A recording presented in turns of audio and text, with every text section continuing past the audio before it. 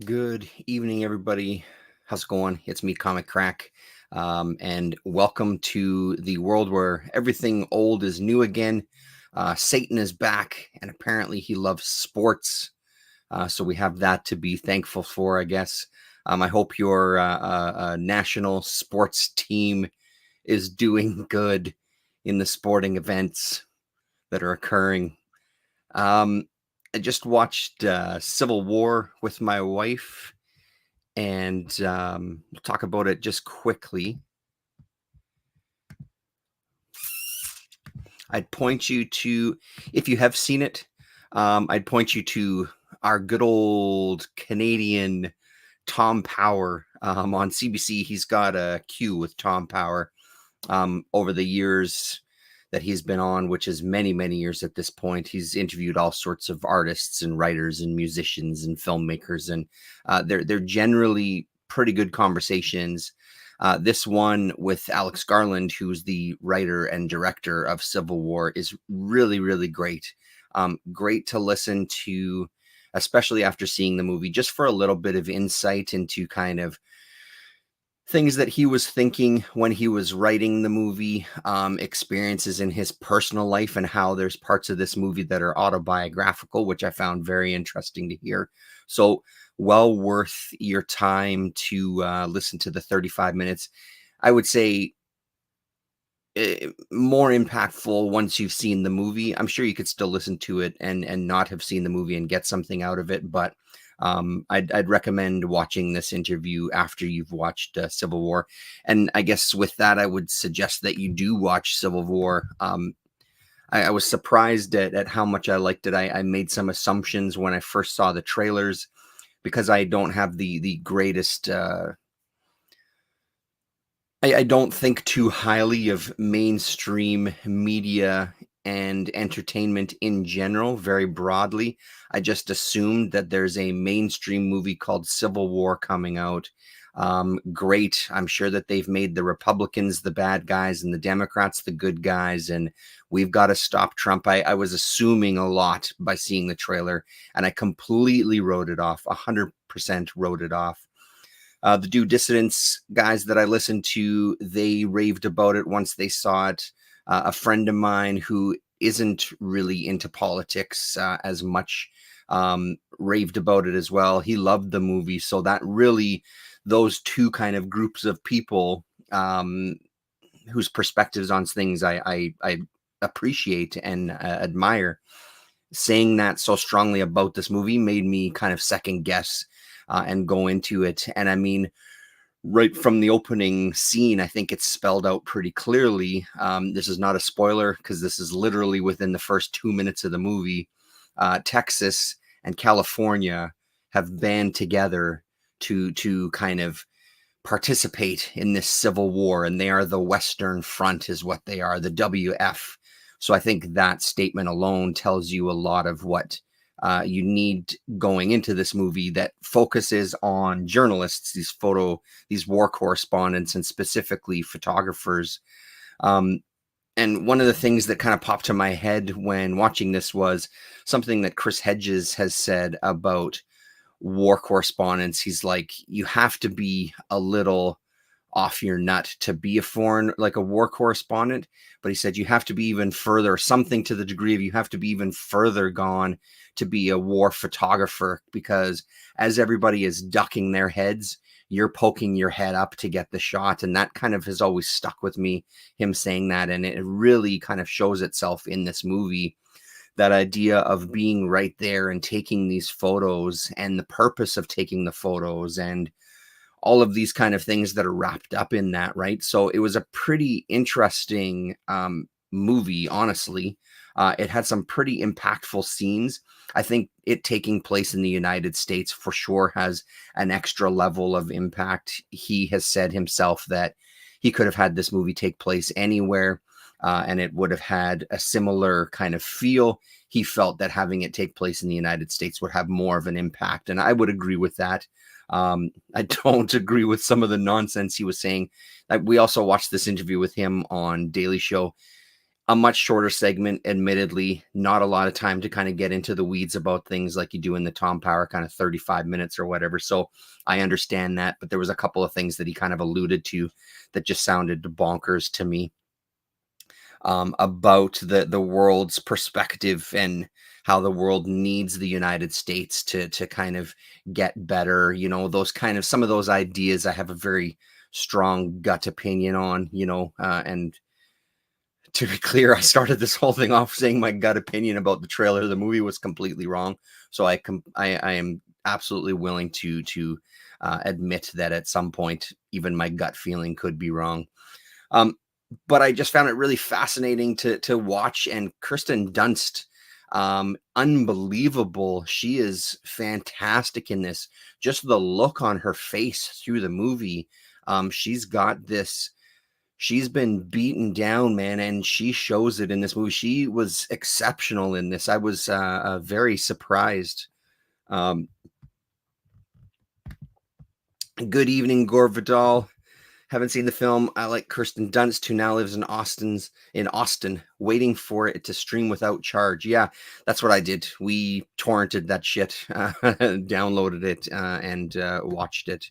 I think it's probably streaming somewhere for a couple of dollars, but yeah, I'd encourage anybody to watch it, and I'd love to hear your thoughts on it, as I usually do. And I think that part of kind of what Alex was getting to in the movie, and part of what I took from the movie, regardless of maybe what his intentions were, let's maybe leave him out of it.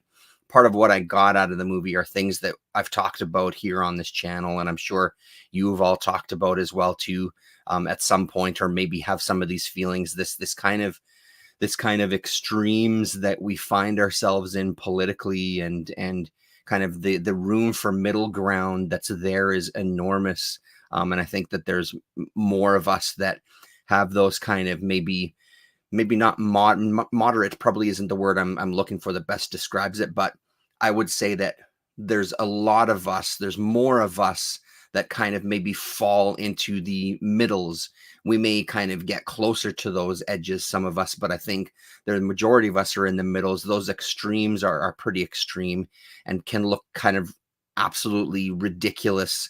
No matter what your personal politics are, you can look at both of those extremes and just look at them as absolute nonsense. So I think he touches on that really well in here. And what would it take for people to kind of forget that shit, like Texas and California, and kind of come together, right? But again, he doesn't make anything explicit in the movie of why the Civil War is taking place, or who is in power, or what the circumstances are. It's presented very much like these war photos. Like, there's a lot of really beautiful framing as well too. There's some really incredible scenes in it, and it's really presented in a way of here's stuff for you to look at and engage with, and how you engage with it is up to you. One of the aspects that I do find interesting, one of the things he said in one of those interviews, I don't remember, he talks about like bias and things. Oh yeah, Tom Powers asking him about being a nonfiction writer, and he feels he has too much bias, and you have to have zero bias when you're nonfiction. And then I always think that that's just impossible. You can never get rid of your bias. And that's something that's also talked about or shown in the movie as well. I mean, these photographers at the end of the day are choosing what they're taking photos of, and they're choosing who they run with in these kind of war zones. So it's interesting. That whole idea about bias, I think, is a gigantic conversation. And I'm forgetting the director who had the show. Man, he had a document. Errol Morris. Errol Morris has some really interesting perspectives about that when it comes to filmmaking. Choice of shot shows your bias. Choice of music and what kind of music and where you place it can show your bias. What angle the camera is on. Are you looking up at your subject or down at your subject, or are you directly on? There's all of these things that are kind of implicit with filmmaking, especially because that's obviously his kind of focus as a filmmaker, where this bias can come into play, whether you want it to or not, right? So I always found that topic really interesting, this idea of not being able to escape your bias. No matter how hard you try, it's going to creep in some way. But the other side of what he talks about in this movie is this idea of where news and media and photography and all this kind of thing stands in our current world, how it exists in our current world. The mistrust of kind of mainstream media is enormous. And he talks about, would we have something like what happened with Nixon? Would that have as much impact now as it did then? He argues that no, it wouldn't. I would agree. I mean, we just look at what's going on in Gaza with the Palestinians. How often, how many images are we getting on a daily basis of children blown up and dead babies, and that's not moving the dial. And that, I think, speaks to more of maybe where this movie sort of ended up. This whole idea of like, it's not just that, it's much bigger than that. It's a system that's corrupt. It's a system that doesn't answer to these pressures like they once did. It's not necessarily that the media doesn't have that power anymore. It's just it's manipulated, where it's just not listened to, you know, that sort of thing. And yeah, manipulated, I think, is a good word. Texas is a complicated state. It is conservative, right-wing, populist, and liberal, and most of the time they include a little of each. For example, some of my friends own handguns but support abortion rights, and I think that's a really interesting point, and I think that's kind of a big thing. Again, just talking about myself specifically, my political beliefs have really changed throughout the years. I find, I think Gore mentioned it in one of the streams, how I probably irritate both my liberal and conservative friends at different times. And that's 100% true, because I think as you get older, or as I get older, keeping it to myself, as I get older, I find that my perspective on things is much different than maybe it was even 10 years ago, possibly. Maybe a little bit longer than that, but there is something that has changed for sure. And I think it is that not fitting into one of the gaps where often people want to place you, right? And that's something that's happened for a long time. People always wanted to place you in a box. Are you a banger, or are you a stoner, or are you a jock? Are you preppy? You know what I mean? Like stuff that was happening back in school days, people needing to put someone in a box so they can figure those things out and have an idea of who they're dealing with. Daryl D, good evening. So that's all I'll say about that. It was much better than I thought, and I'm pleasantly surprised. It is impactful. It is some pretty intense stuff in there. Mr. Dan Elson, how you doing, man? So worth checking out for sure. Sort of tied into some of that is just a comment that I wanted to make about For the Love of Comics had a stream on Sunday that was talking about Love and Rockets and talking about the series. And there was an interesting part, like there was many interesting parts of the conversation. I'd encourage you all to go and listen to it. He's a great guy, always interesting stuff. But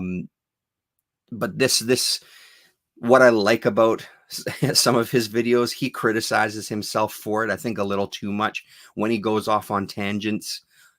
Clearly I like tangents. I'm okay with tangents. So I think that kind of free-flowing conversational type of video or live stream, I think is entertaining to me. So when he was talking about Love and Rockets, there was talk about Fantagraphics, and of course there was talk about Gary Groth and how kind of the alternative scene, spurred on by Gary himself, was very kind of antagonistic towards people that like superhero comics. And there was, I'm not quoting anybody, so please don't take this as something that he precisely said. There was conversation to the degree of feeling that kind of criticism only went that way.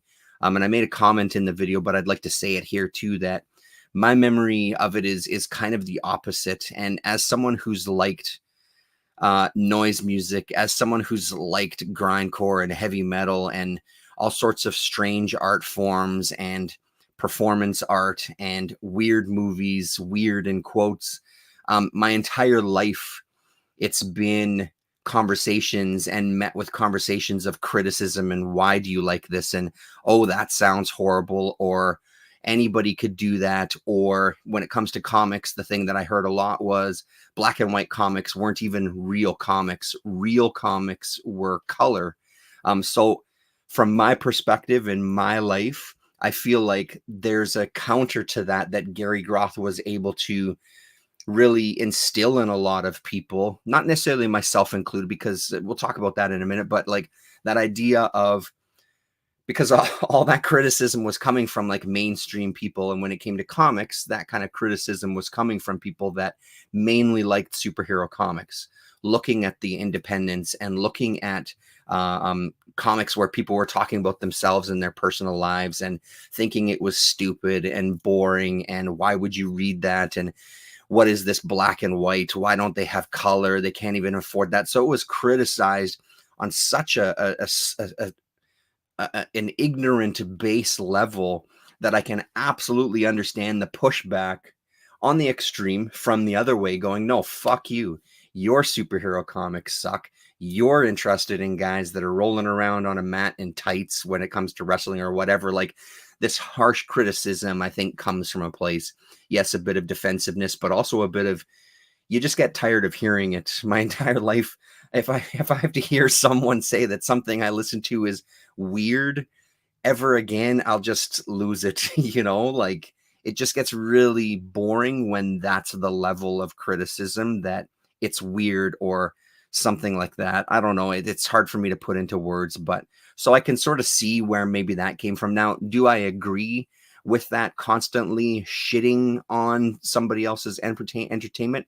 I personally don't agree with that. And anybody who's watched this channel knows that I tend to not do that on this channel. If there's books that I don't like, I don't shy away from talking about them, but I also don't sit here and rip him a new asshole and really just talk about who would read this bullshit, yada, yada, yada. I may make jokes and make prods here and there, for sure I do, but I really tend to stay away from that kind of stuff because it's just not what interests me. I'd rather talk about things that I enjoy and kind of talk about things that I enjoy and hopefully pass on to everybody or anybody who wants to watch me and my bullshit. So let me just catch up here. I understand it goes back to comics. When I was a kid reading Independence, Marvel, and DC comics, which made me a heretic among the three tribes. Same with politics and religion. Yeah, absolutely. And it just look at this guy, Video Homicide. How you doing? Thanks for tuning in.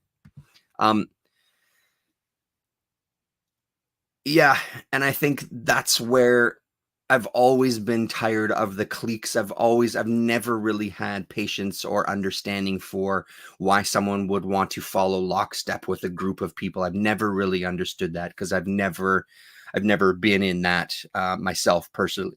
I've always kind of mixed in different circles and befriended different people and all of these kind of things, right? So I just never have understood it. And I think now, when it comes to politics, I understand it even less because this is actually shit that actually for real affects all of us in a really big way. These political boxes that you get yourself in actually have a real world effect and can actually harm some people, depending, right? And harm people in other parts of the world on top of it as well, in the name of your political beliefs or your political party or your political donkey or fucking elephant or whatever the hell it is, right? So it's just, to me, it's just dangerous. And that goes to different extremes, no matter what the media is, whether it's movies, whether it's music, whether it's comics, having those extremes and locking yourself in a box. And I only read this or I only watch these. It's also boring. I would say it's fun to kind of dig into other things. I don't shy away from superhero comics. They're absolutely not my favorite. For sure they're not. I do enjoy them though, on occasion, but I prefer stuff like this. I think this is way more entertaining for me personally.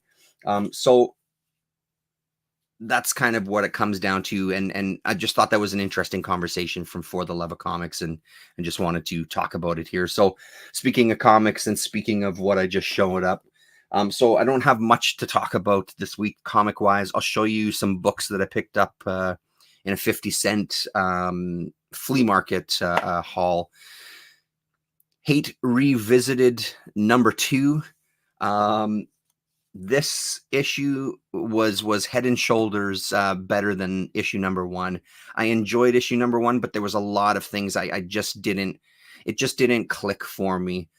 This one, it even to the degree of his line work in here seems a lot sharper than it did in the previous one. And I'm curious what the backstory is between issue number one and issue number two. I was looking inside to see about dates. His lettering has really sharpened up as well. So I'm also wondering if, like I've done it myself, where you can put your handwriting into a program and make a font out of it. I wonder if that level of stuff has happened now. I would hope that it would say something like that, and it doesn't. It's just, by Pete Bagg. So the stuff that I wasn't kind of crazy about in the first issue just doesn't exist in this one. And I don't know if that's because Stinky is back.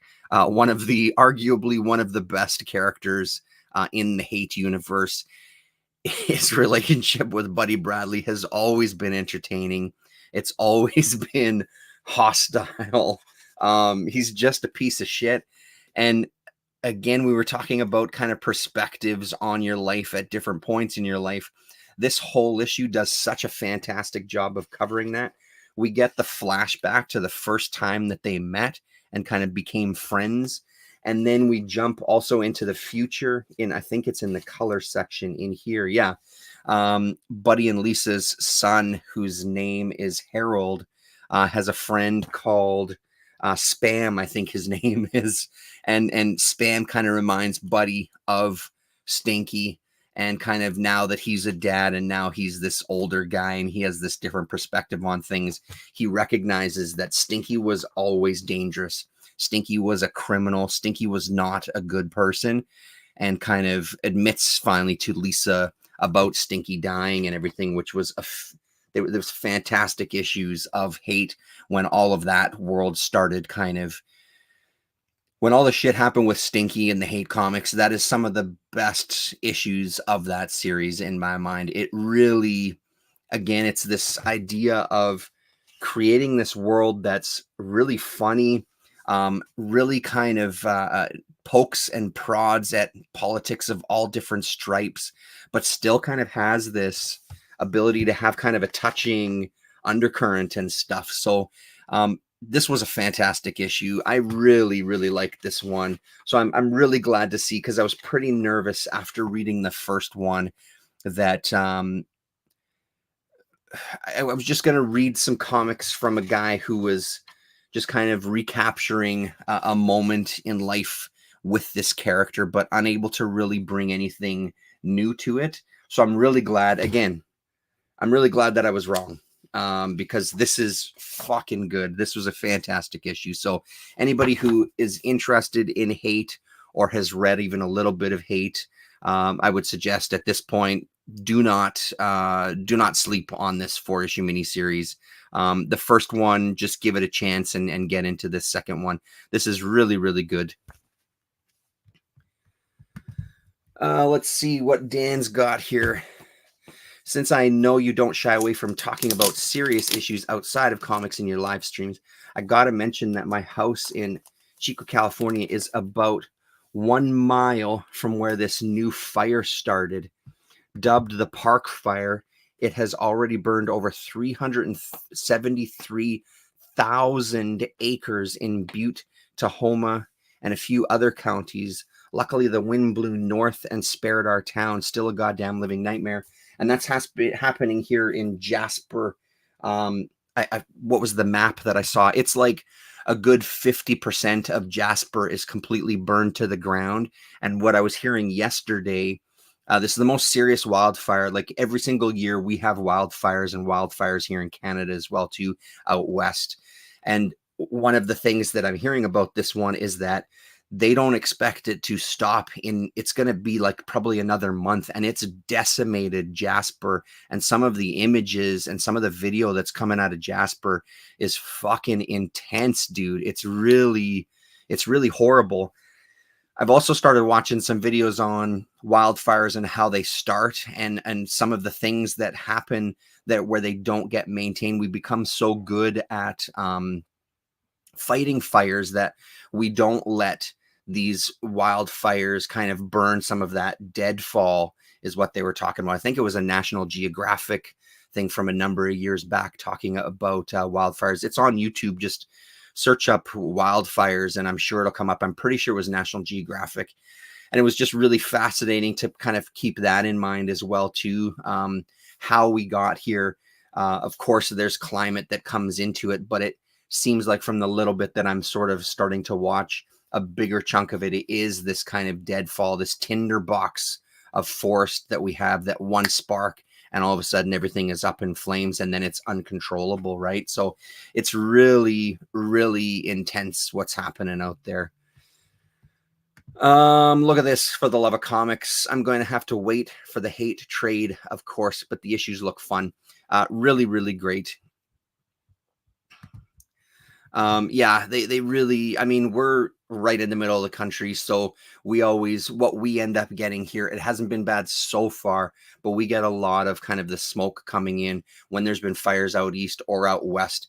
Inevitably, they kind of make their way to central Canada, and then it affects kind of our airspace and things, and it's pretty intense. So it gives us the smallest taste of what it must be like actually in those surrounding towns where these fires are taking place. And I can't imagine. We've had flooding here in Winnipeg in the past that have really done some damage to people's houses. But again, generally that's people who are situated by the rivers. So I can only imagine what it must be like to kind of have that fear of this could kind of decimate your town. Your whole life can go up in flames and there's absolutely nothing you can do about it. I can't even imagine living like that. So my hometown of Paradise, California was wiped out in 2018 and my parents lost their homes. This shit is horrific beyond words when it happens in your backyard every year. Yeah, and that's also the thing. Like, it's happening every single year. This isn't like it's happening and then there's 5 years and then it happens again. Every single summer this is happening and it's just intense. A comic shop informed me a new Saga issue comes out tomorrow. Beth, the owner, likes to wind me up with it. That series is never going to end. No, it will not.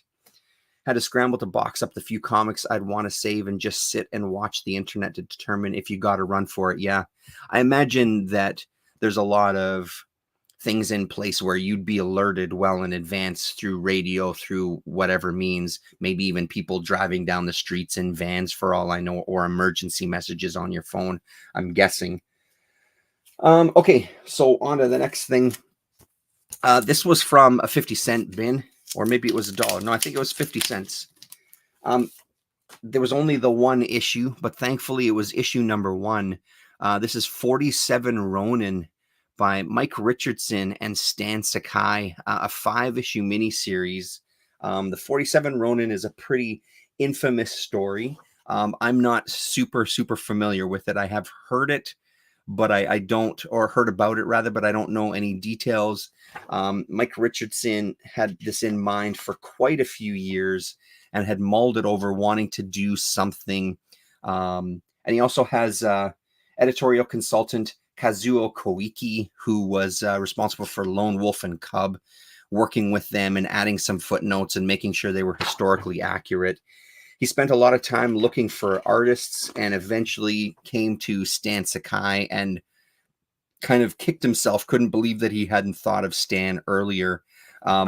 It's a really good first issue. I think I'm going to like this one. So immediately went to Lone Star just to start bookmarking stuff. And it's high on my list to keep an eye out for here in town. I'll probably have to take a trip to cover and see if he's got any in the bins there, because I'd love to finish this series off. Just a really good historical drama, I guess. I don't know. I know that the broad strokes are historically accurate. The characters in here are historically accurate, or at least from what they're saying in the back of the comic. Stan Sakai, of course, is really great. It's beautiful as you'd expect. And what year was this from? Let's see here. 2012 is when this came out. There is a soft cover and a hardcover collection of this. I think they both include some extras in the back of each of them. I saw them listed on the Lone Star site anyway. They didn't have any in stock, but they did show that they exist. So if you're into kind of getting trades of this as opposed to looking for single issues, that would be the way to go. If anybody's seen Shogun, this kind of this setup in this first issue is kind of reminiscent of that show. Oh, you've read it, For the Love of Comics. Yes. But again, one of the things you get, and I don't know, maybe you can tell us if it has in the hardcover, if it's got some of this back matter here, the Road to 47 Ronin, for example. But very, very good issue. One I'd suggest you all kind of keep an eye out for. Thanks for letting me get that off my chest. Back to comics. Just read 2001 issue 2 by Kirby a few minutes ago. Cool.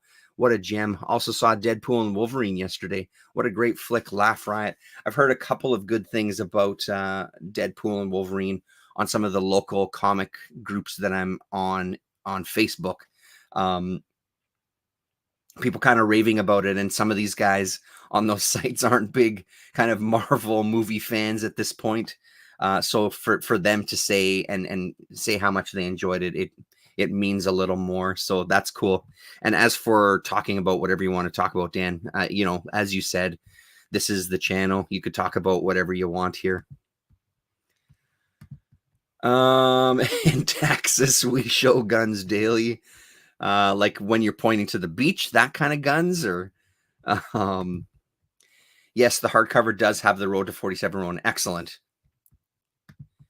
I couldn't give a shit about Marvel movies, but this one was a blast. That's awesome.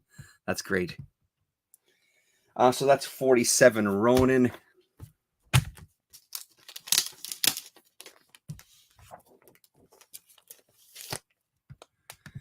I saw the Deadpool Wolverine film. Oh, was that your shop had rented out the theater, didn't they? Is that when you saw it? Your comic shop had rented out a theater for you guys to see it? It was okay, but had some good and interesting scenes. It was fun for us comic guys and gals. That's awesome. Zatanna issue number 2. Boy, oh boy, do I love this book. Another kind of surprise, and the main reason I love it is the art is really exceptional. So it's written by Mariko Tamaki, drawn and colored by Javier Rodriguez. I really, really enjoy this book a lot. I love the use of colors in this. I love kind of the blocking in of these kind of bold colors kind of carved into the page. These opening pages do that so well, that yellow just cutting through that page. And again, like, I'm all about kind of the abstract nature of comics sometimes, and kind of the abstract imagery and what things look like on pages. So I mean, if you keep pulling back from that, there's something really pleasing about that image, just as kind of this abstract image and the shapes kind of moving around those pages with that yellow cutting in there. And then you get this. So good. So this is a flashback to when she was young and her father taking her. So in the first issue, she has killed a boy. She's killed a kid.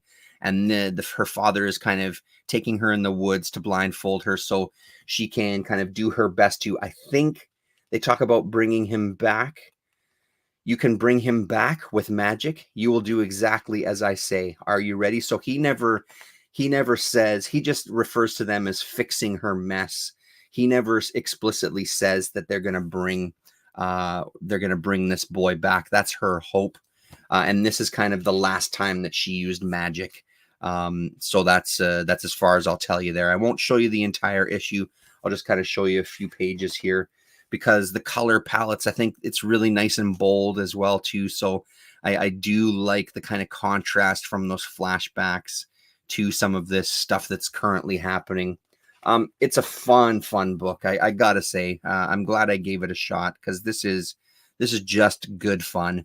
Nothing deep, but an absolute blast. And there's a bit of Paul Pope in some of these characters. I don't know what it is exactly about it, but there's a little bit of Paul Popeness to maybe it's the clothes themselves or the poses. I'm not really sure, but yeah, a little bit of Darwin Cook for sure.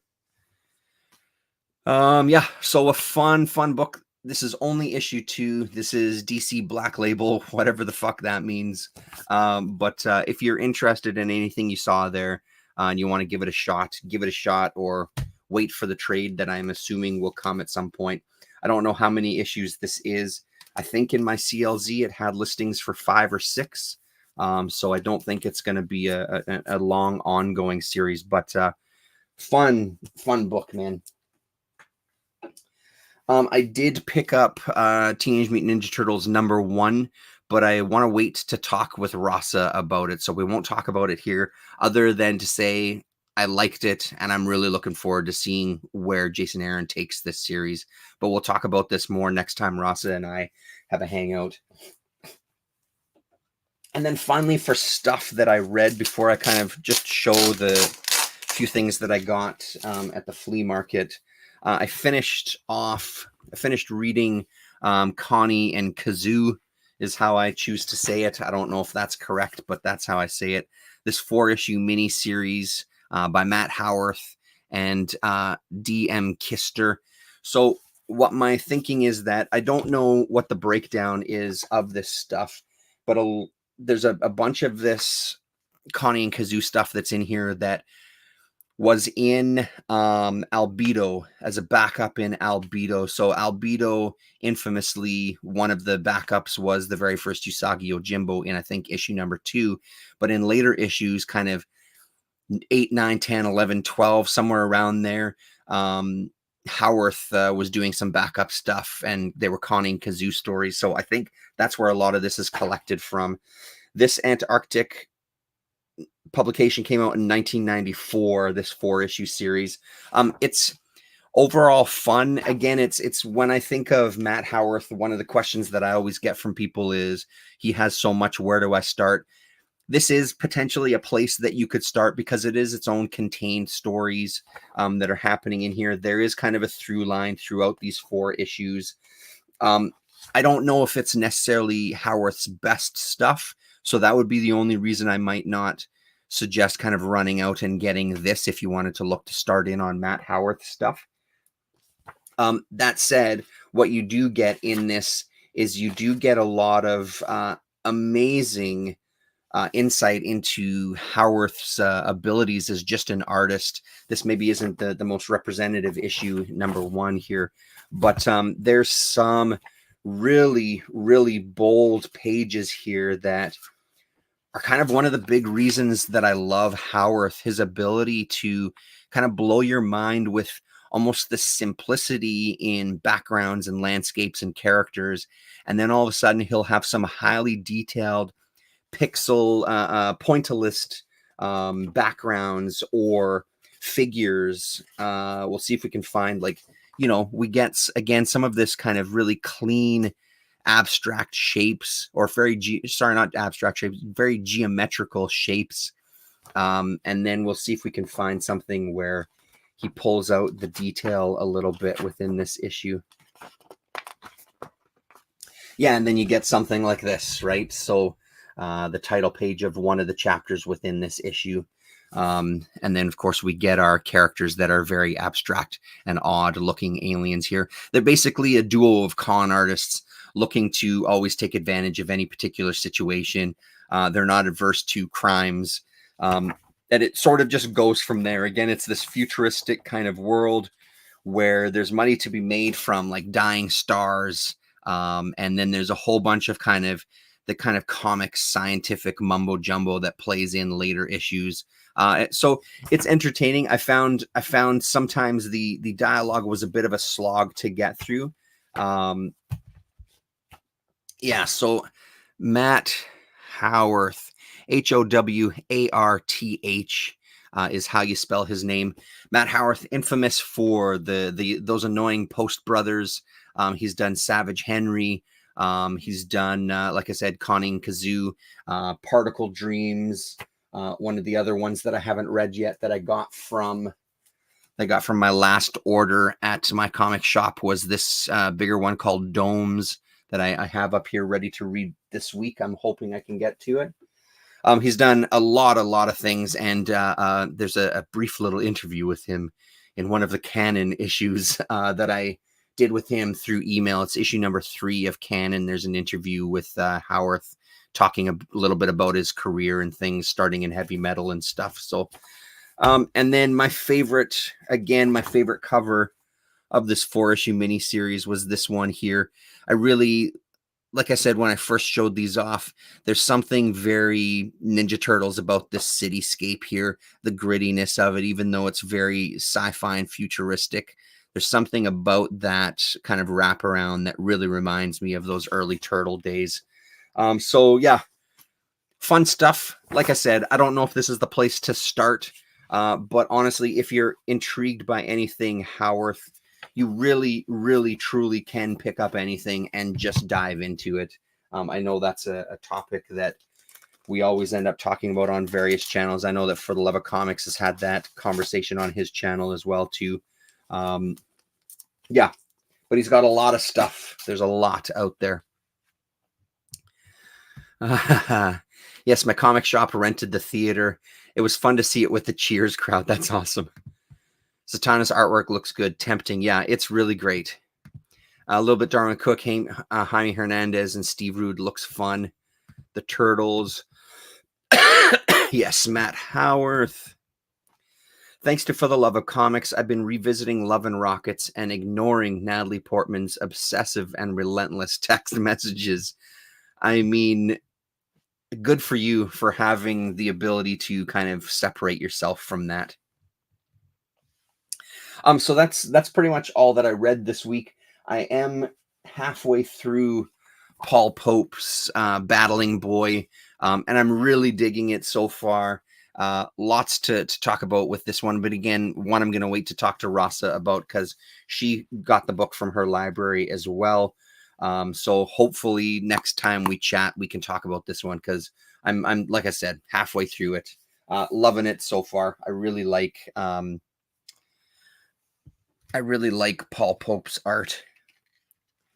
Let's put that in there and put this up there. So on Sunday during For the Love of Comics stream, I was driving around and listening to it on my radio in the car, and found myself at Thirsty's Flea Market where I haven't been for a little bit. There's a guy there who used to work at 204 Comics, one of the local shops in town. He doesn't work there anymore. He's got his own thing. So he has this booth at Thirsty's, and he had a lot of great stuff. Most importantly, he had some 50-cent bins, and that's kind of where I hit. So I'll just kind of quickly go through the things I found in the 50-cent bin, and some comics that I've got. A couple of comics, possibly, or one comic from my pull list at Galaxy Comics. So I think this was a 4-issue series called Scarlet in Gaslight. It's the Sherlock Holmes universe colliding with Dracula. I picked it up because it's Eternity Comics, and these Eternity Comics can surprise you. Oftentimes with titles like this, they'll have reprints of stuff that appeared somewhere else. This doesn't appear to be that, but I do really like the looks of this. I've just started reading the first few pages of this just to give it just to kind of get a taste of what I'm in store for here. But I do really like this art. This is Martin Powell and Seppo Mäkinen. The writer is Martin Powell. The artist is Seppo Mäkinen. And this is from 1987 from Eternity Comics. So like I said, I think this was a 4-issue miniseries. He only had the first 3 in the bin, so I grabbed those. And I'm really looking forward to reading those. They seem like there's going to be something there for sure. This came from Galaxy when I went to pick up my pull list. This is issue 4 of Batman Dark Age by the one and only Mike Allred and Mark Russell is his name. I've been really enjoying this book, so I'm looking forward to seeing what the next kind of chapter in this has in store. The same team did that Superman Space Age, which I wasn't as crazy about. I like this one. I like this one more than that Superman book.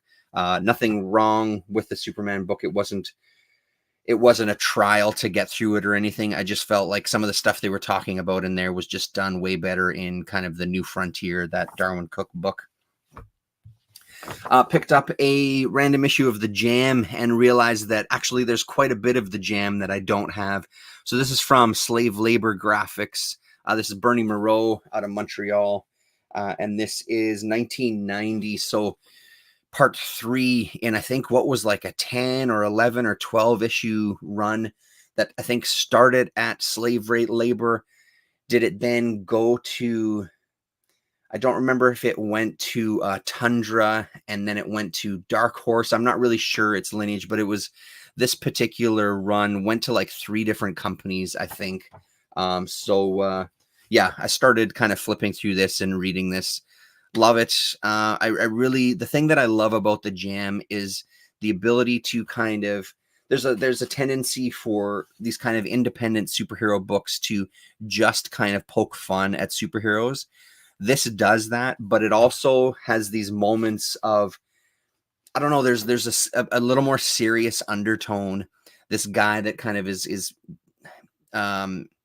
friends with the guy who is the Jam, his sort of Q in his corner, so to speak. There's a scene where he's talking to him like, hey, I might have a job for us. It's going to be great. Holy shit, Rory fucking Hayes. What the hell is that? I'll show you that in 1 second. And he's sitting in a room alone, and he's got a note, and you can see over his shoulder a note on the table from, I'm assuming, his girlfriend or wife saying basically, fuck you, I'm leaving you. So you have these moments where it's these real characters, and then you have this, like, that is Rory goddamn Hayes in the Jam comic here in some sort of, I don't know what's going on there, but if you know the underground artist Rory Hayes, like that is 100% something from like his Boogeyman comics there. So very cool reference in there. That's kind of mind blowing.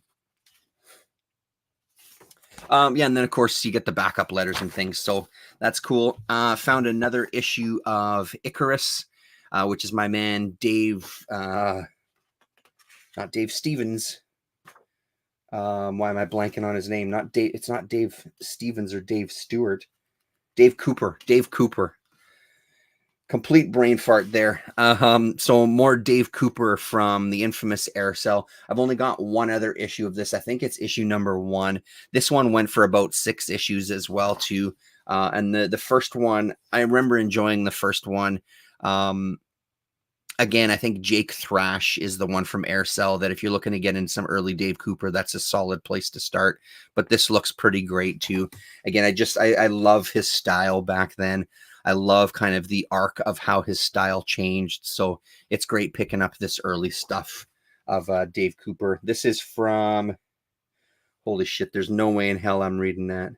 I think it says 1986, the golden age of 1986. A book that I've heard a fair bit about over the years, kind of only by name though, and just kind of recommendations. This is volume 2 of the book Roach Mill, and I gotta say, he had some of them out of the bags and boards, so they were just kind of loose in the box, so I could flip through them. This is the first 8 issues, I think. I think I'm only missing 1 issue from this volume 2. 9 issues. So this went 10 issues, this Roach Mill. I don't know anything about it, but I was really taken by kind of the art inside. And again, even like bringing it home and flipping through the issues, flipping through issue number 1 and then flipping through issue number 9. As great as the art is in all of them, there's a really, even in just that small chunk, there's a really good stylistic growth between those issues, and you get these real bold kind of black and white covers as well too here for just the 3 issues. but really, really impressive. I'll show you some pages from issue number 1. And then there's issue number 9 there. So let's see here. So this is story, art, and lettering by Rich Hedden and Tom McQueenie are the creators on Roach Mill. And this is from 1988. So I'll just show you the first kind of 4 pages. I posted this on Twitter as well because I love this as an intro to an issue. So you get your first page with some eyeballs. You get your second spread with those characters that were in the Max. It feels like a little bit of that Sam Keith in there. Then we get kind of an Aliens-esque type of scene with some portly young fellow walking down. And I mean, check out the figure. It's beautiful black ink work on there. Really, really nice. And then we get this very Writes-In-esque looking tall panel there. Beautifully drawn, really, really nice. And I love that lettering incorporating in the background. And I love this sort of fade to black as he gets pulled down into this grating on the ground. Really, that's a hell of a way to introduce your book. And then we get into the story proper. So I'm very much looking forward to this one. I've already heard online from somebody that it was one of the books they remember thoroughly enjoying way back in the day there. So, and like I said, just flipping through it and getting a look at everything is pretty goddamn impressive. So that's Roach Mill from Dark Horse. And I think these last couple were just some odds and ends. I mean, how can you say no to Gantar when you see that for 50 cents? This is issue number 3 of a proposed 7 issues. From the little bit of looking that I did, it appears that it only 3 issues came out. So Gantar, The Last Naboo, by John A. Peck from a company called Target. So let's see where Target were based out of. This is 1987, and it looks like Lansing, is that Missouri? I don't know. The cover was very striking. It was 50 cents. When I brought it home and started looking through it, I don't know if the interiors appeal to me as much. They are kind of standard fare for these kind of mid-80s independent books, which can have kind of a character and an appeal. But this one didn't seem to kind of hit those same notes when I was flipping through this one.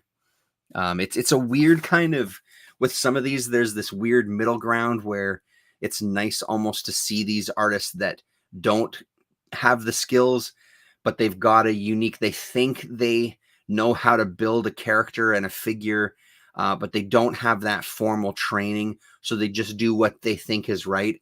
And it just always looks off. And I love that, though, because it's really their voice.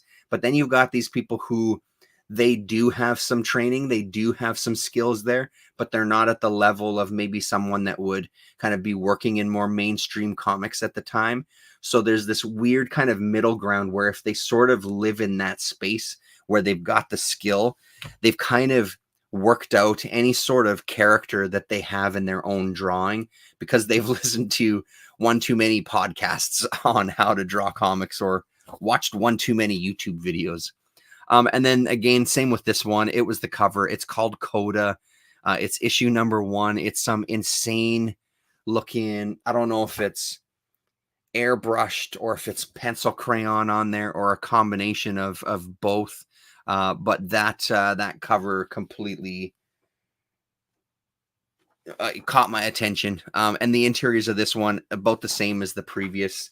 It looks pretty good. This one's got a little bit more of that amateurishness that I do enjoy.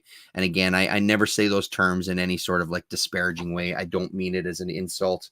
I happen to like that about these books, that kind of quality there. So there you go. So that's Coda.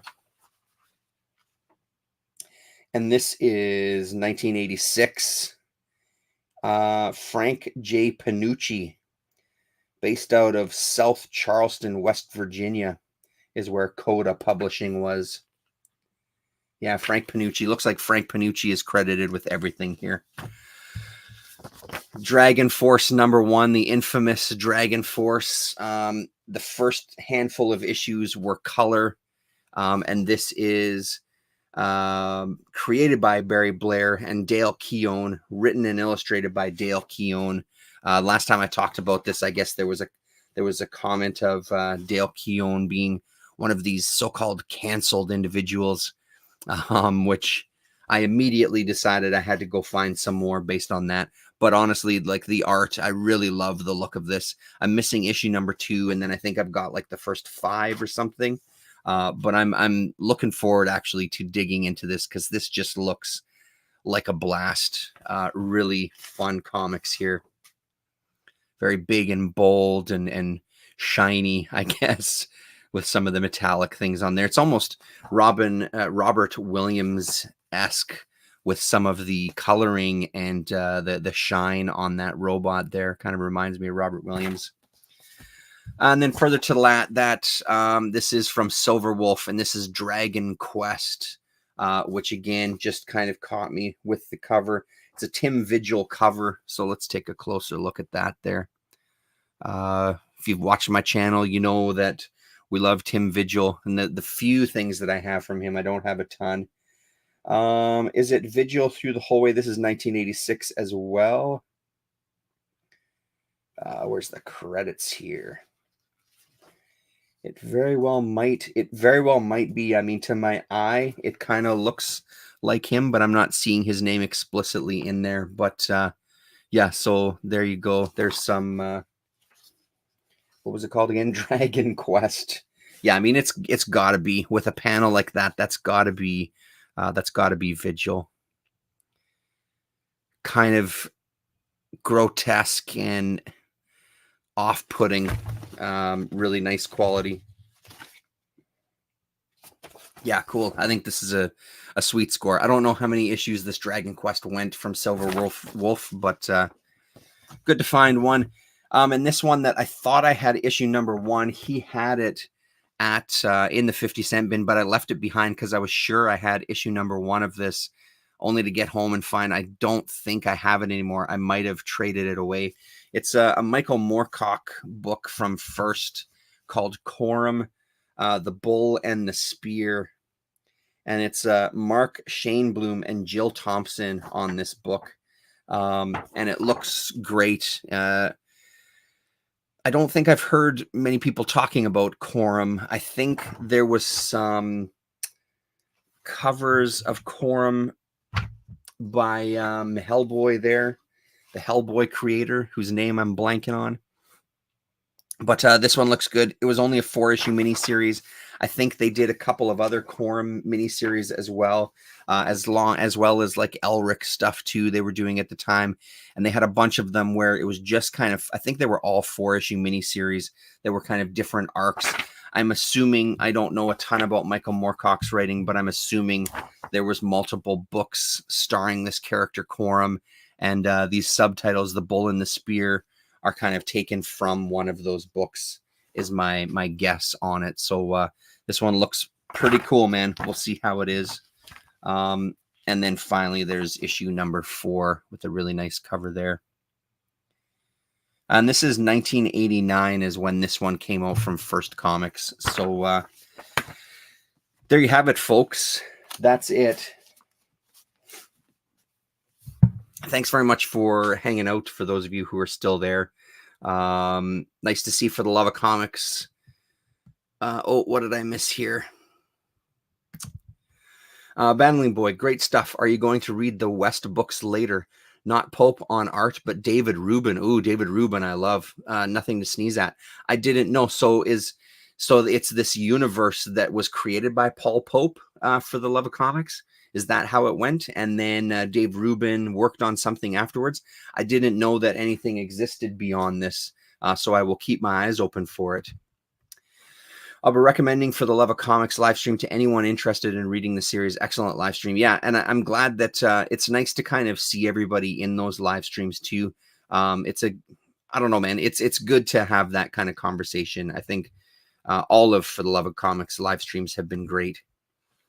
There's a Michael Moorcock library series of hardcovers, but they seem hard to find. Okay.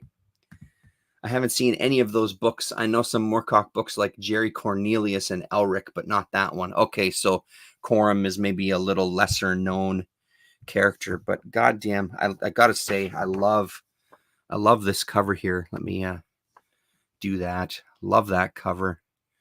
Really nice image there. That face on that wolf is fantastic. Right on. Thanks a lot, everybody. And we'll talk to you next weekend. Not sure if we're going to be around for a chat on Sunday, but that's where we're aiming for, to kind of have our regular Sunday hangout. So if you're around, feel free to join us. I think we're on my channel next time. But if you're subscribed to both me and Rasa, you won't miss it. The Fall of the House of West and the Rise of Aurora West, written by Pope and drawn by Rubin. Oh, great. That's fantastic to know. Where's my damn phone? Let me take a photo so I can remember that comment and make sure I make a note of it. Right on. Thanks very much. All right, everybody.